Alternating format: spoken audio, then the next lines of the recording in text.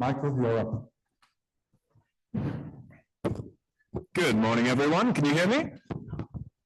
I'm very, very excited to be here today. I am Micheal Finn, for those of you I haven't met yet, and I am a part-time PhD student at the University of Western Australia.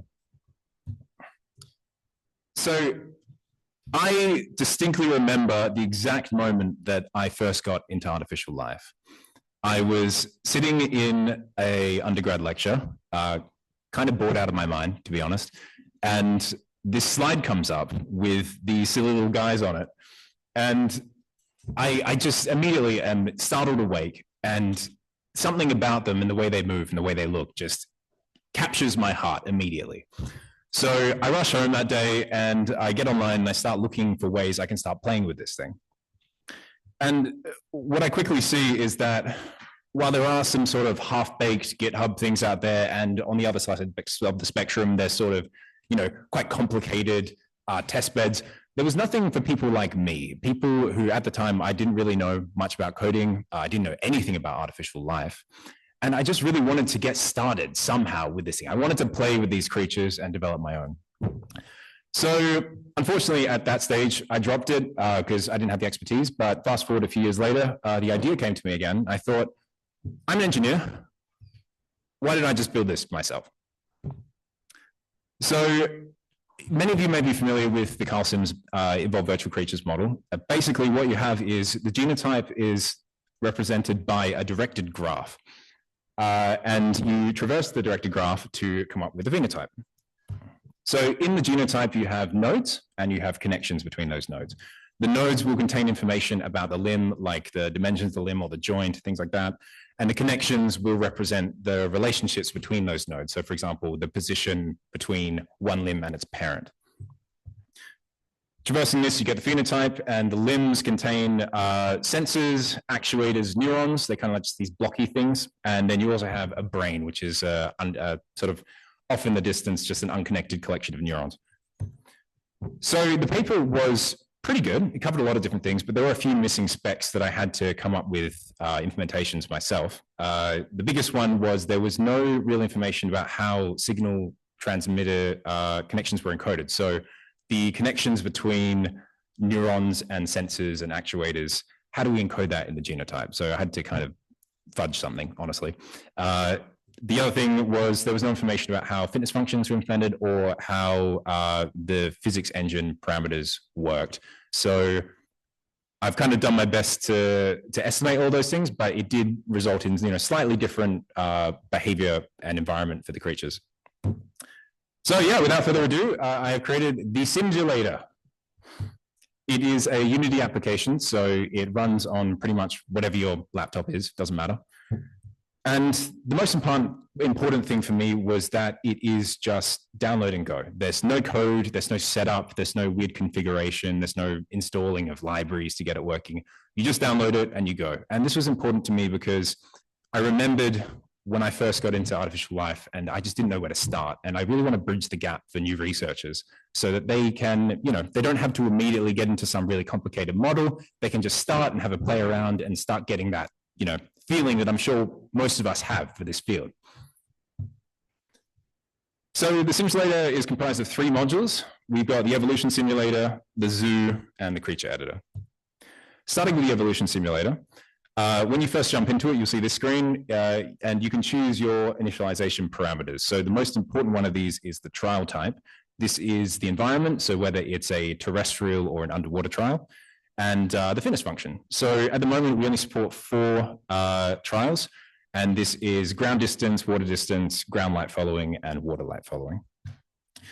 You have some other parameters, the maximum iterations, the population size, survival percentage, which is how many individuals in each iteration move on, the fittest individuals move on to the next generation, the mutation rate, and optionally, you can choose a seed genotype, where if you already have a genotype you've saved from a previous run that you like, and you don't want to start from randomly initialized population, you can stick it in there and start from scratch, or start from where you saved off.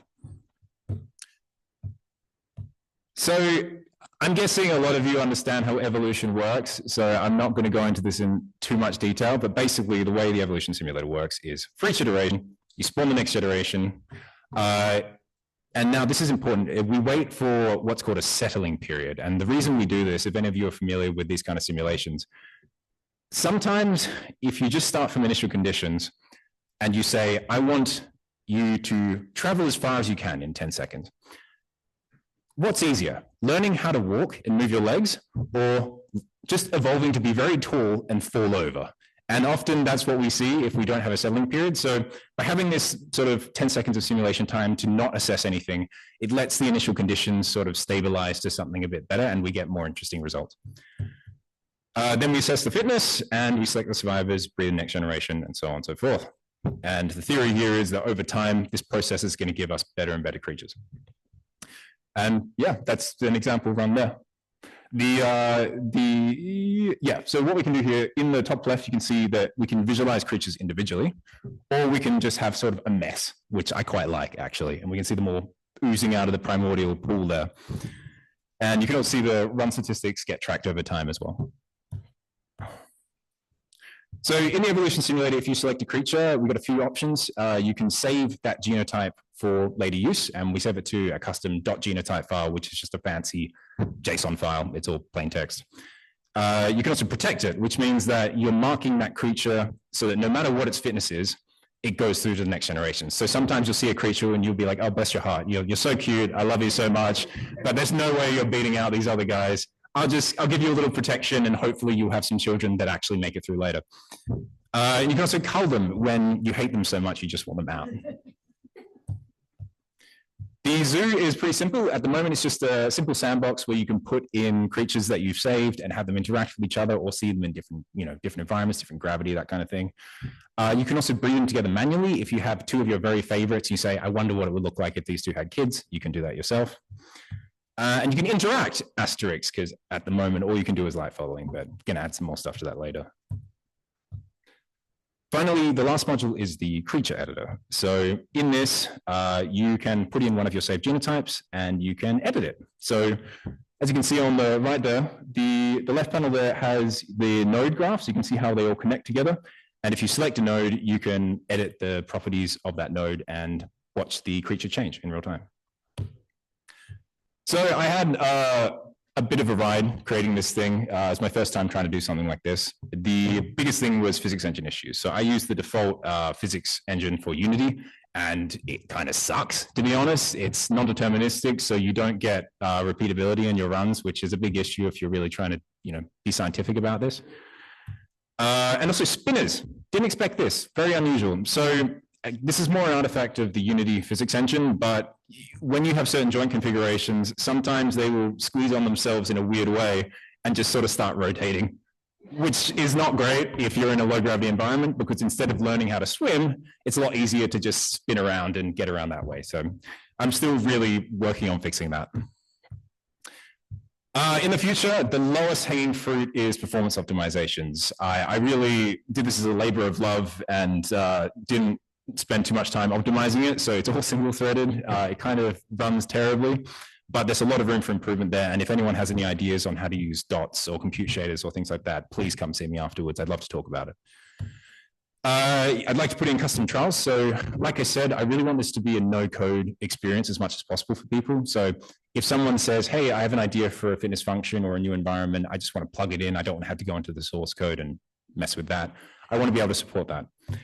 And also, I haven't done, in the original Carl Sims trials, he did competitive trials where creatures could actually compete against each other, and I haven't implemented that yet, but I will in the future. Thanks so much.